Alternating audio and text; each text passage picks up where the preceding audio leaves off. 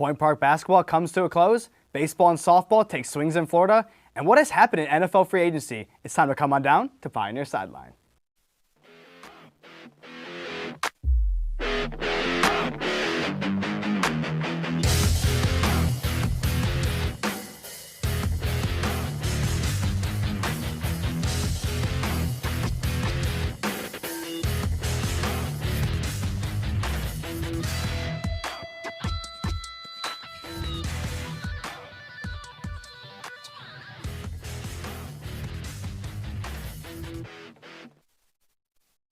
Good evening and welcome to Pioneer Sideline. I'm your host, Matt Palangi, back with another week of sports news.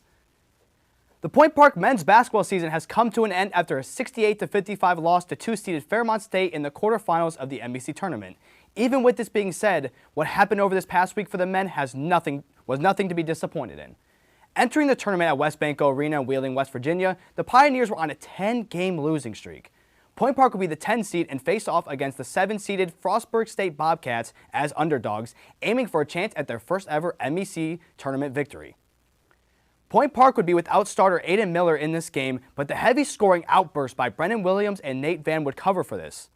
Brennan Williams would get the start and utilize every minute to put up a 26-point performance as well as 9 rebounds, while Van would put up 20 points of his own and add on 10 boards. Point Park was up 4 at half with a score of 35-31, 15 of those points coming from Williams. Frostburg would go back and forth with Point Park in the second half, but the Pioneers would manage to hold on and win their first ever MEC tournament game with a final score of 74-71. Not only was this history for PPU, this was also MEC history, as the Pioneers are the first ever 10 seed to win in the history of the tournament. Advancing to the game against the Fairmont State Falcons, Point Park hung in there well, only down 5 at half. This was on the back of Nick Marshall, who had 9 points in the first half, including 3 three-pointers and 1 at the buzzer to end the half. In the second half, though, Fairmont State pulled away and the Pioneers could not hang in. Nazareth Fisher would be the player of the game for the Pioneers, going 5 for 6 on field goals for 10 points and cleaned the glass well with 12 rebounds. Aiden Anderson was the leading scorer for the Pioneers with 13 points of his own.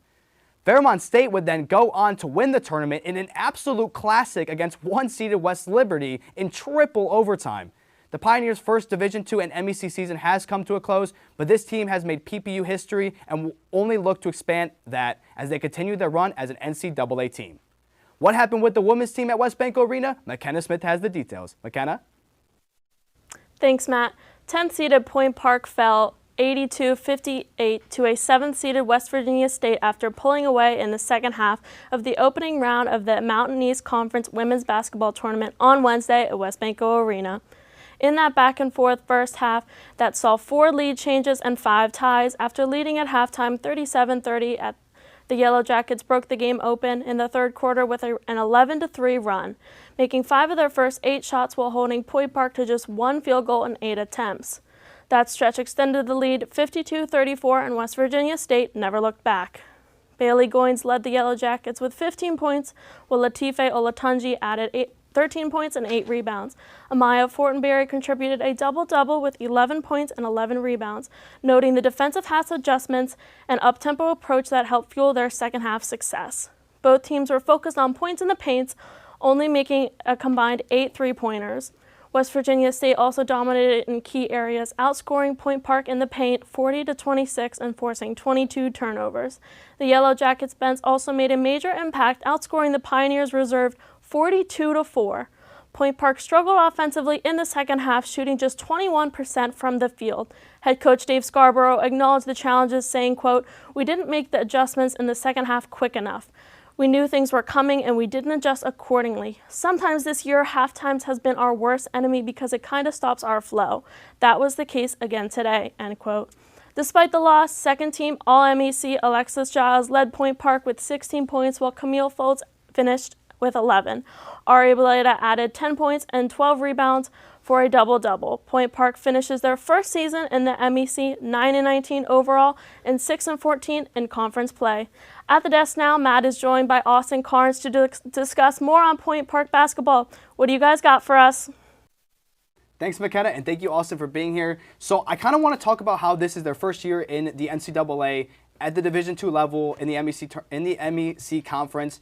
getting a playoff win is pretty historic, and that's one good thing to take away. What other good things can they take away, even with it not being like a great season on paper? I mean, to take away this, this is their first year in Division II play, and being able to go into the playoffs for the first year and get a playoff win, especially for the men's sake. I mean, they were going on a 9-game losing streak going into the playoffs this year.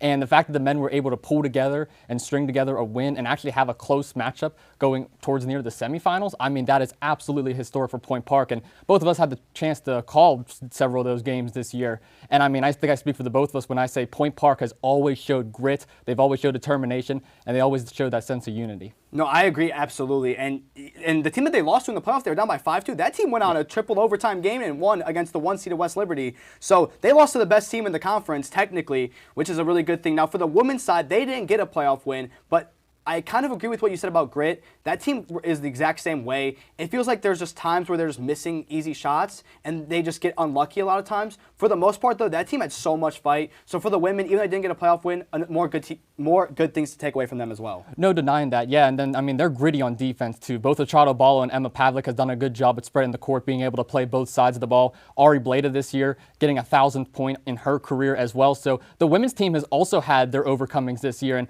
they've had a bit of strain of lack of success early on, but they were able to pull together some wins towards the end of the season as well. And it's just nice to see that sense of unity as well, being able to go both for the men and the women.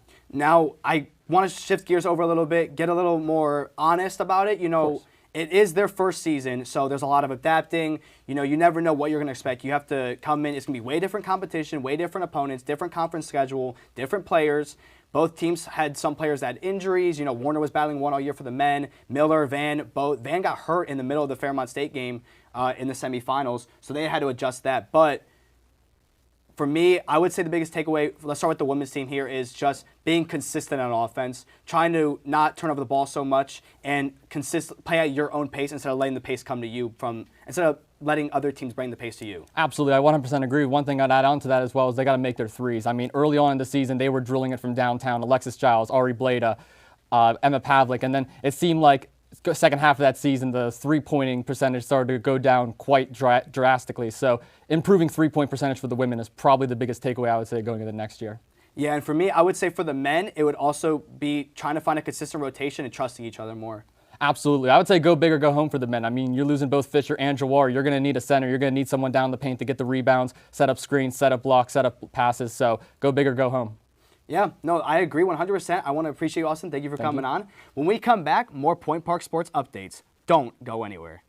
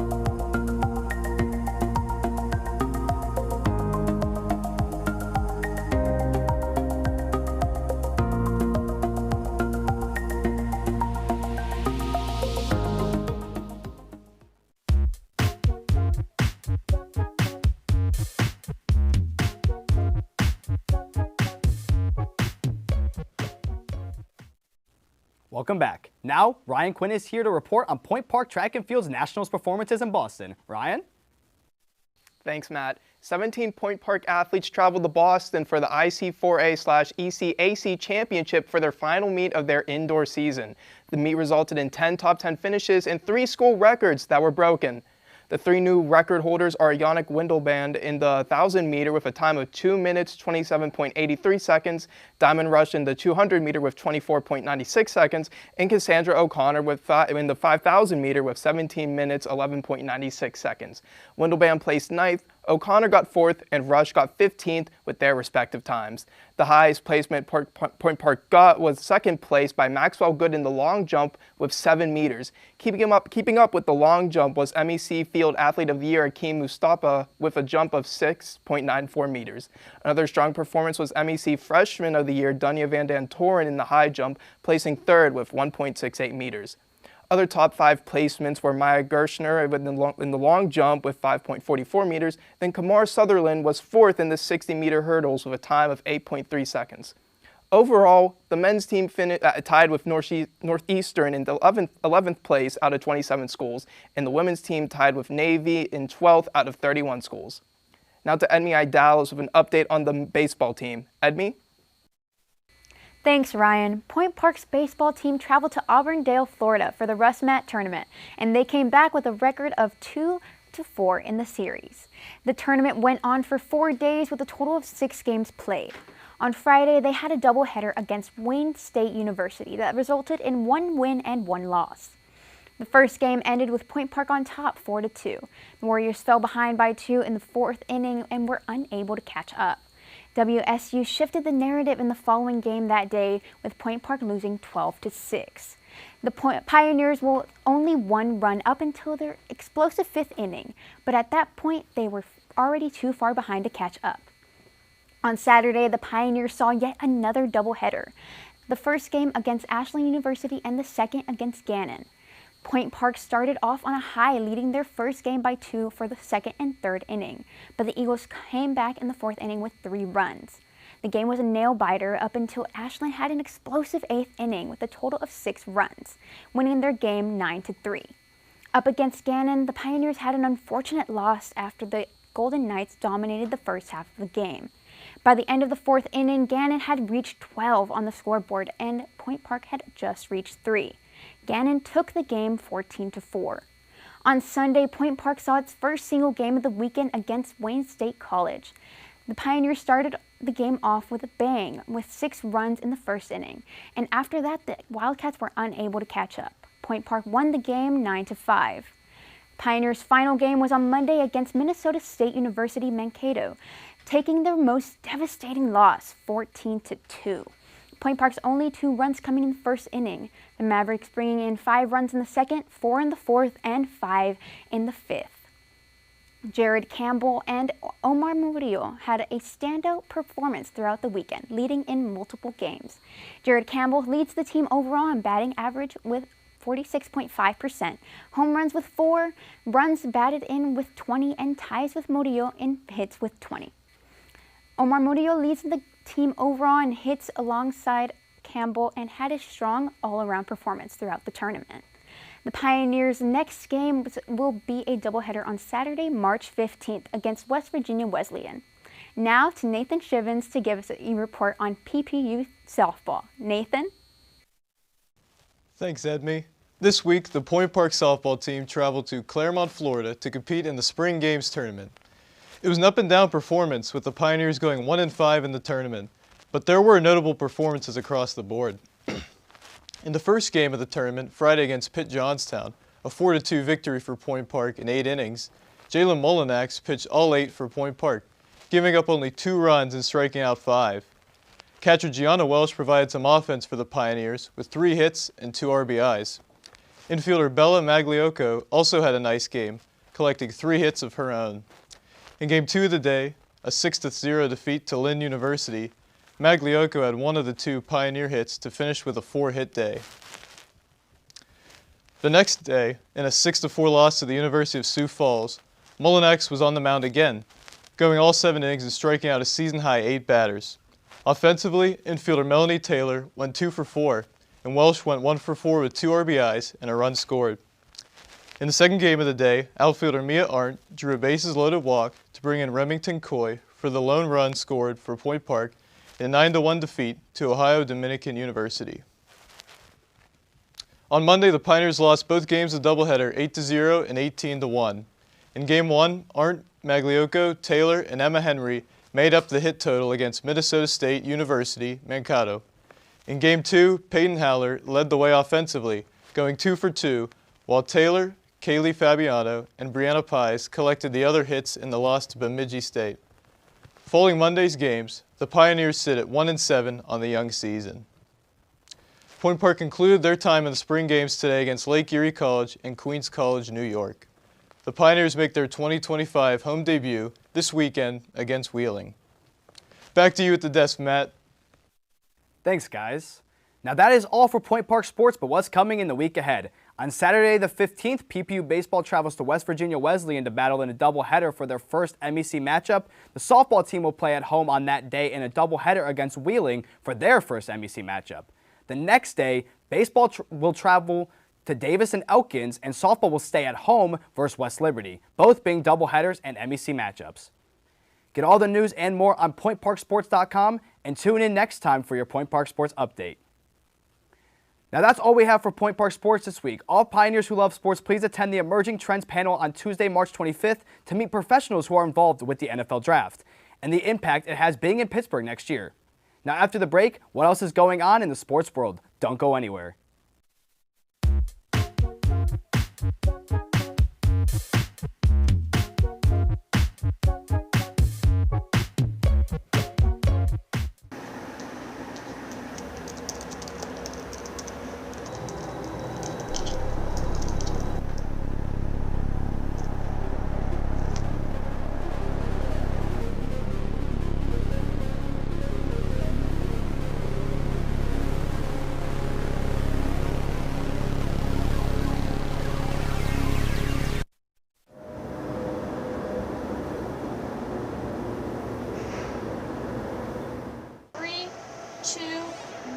Take them, cue them, open their mics.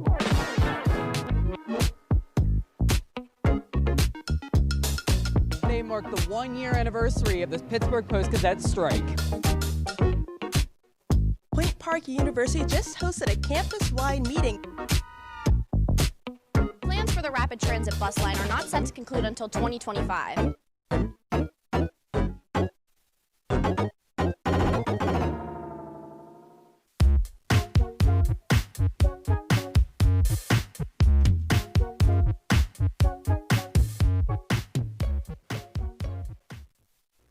Welcome back. Now Megan Lukic has an update on the NHL trade deadline. Megan?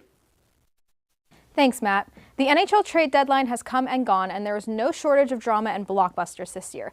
Several teams were actively bolstering their rosters to prepare for a run to the Stanley Cup, so let's break down some of the major moves made over the past week before 3 o'clock on Friday. The Colorado Avalanche decided to add to their center depth through 2 different deals, acquiring veteran forwards in Brock Nelson from the New York Islanders and Charlie Coyle from the Boston Bruins. The Avs also reinforced their back end, getting Ryan Lindgren from the New York Rangers and bringing back longtime player Eric Johnson in a trade with the Philadelphia Flyers.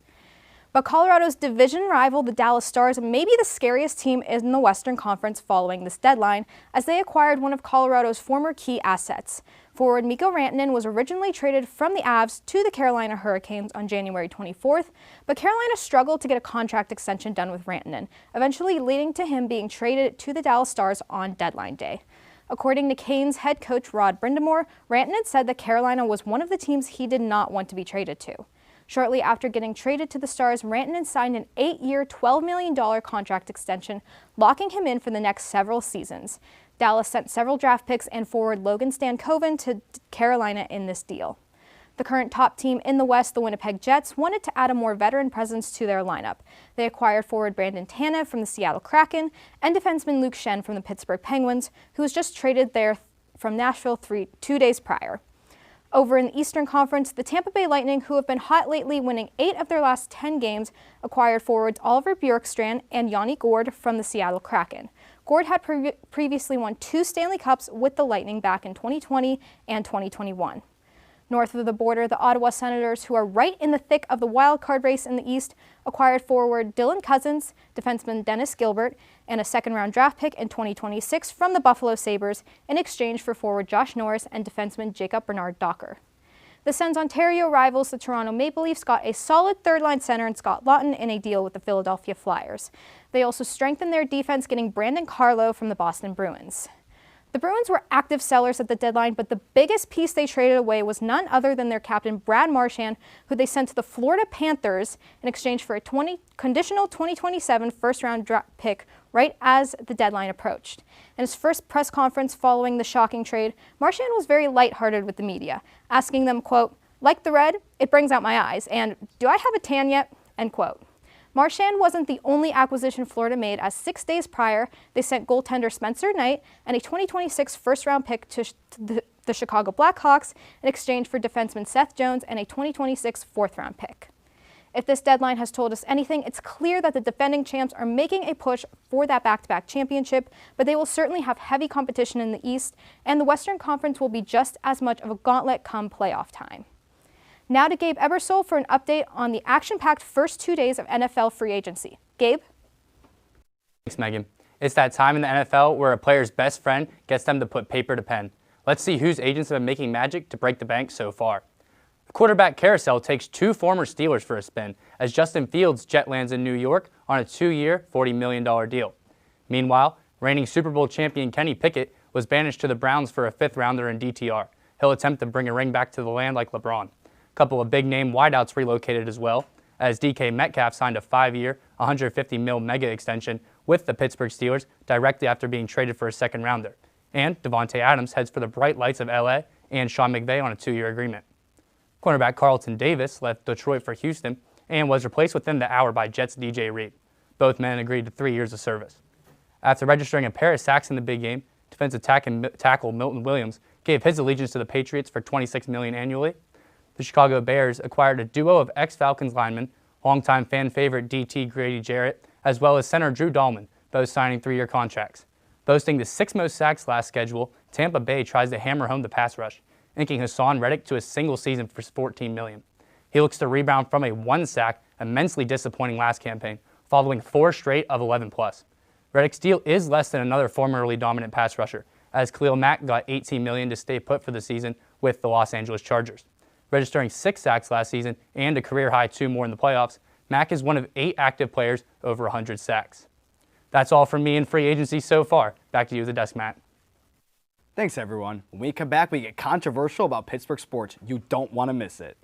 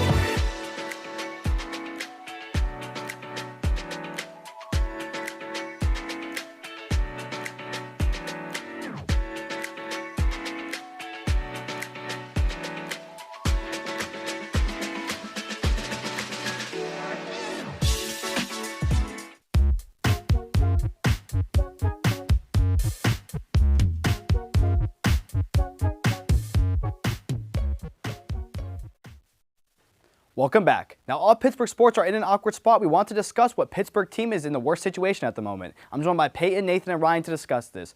So I want to hear yours first, and then I'll go, and then we'll just go down the line.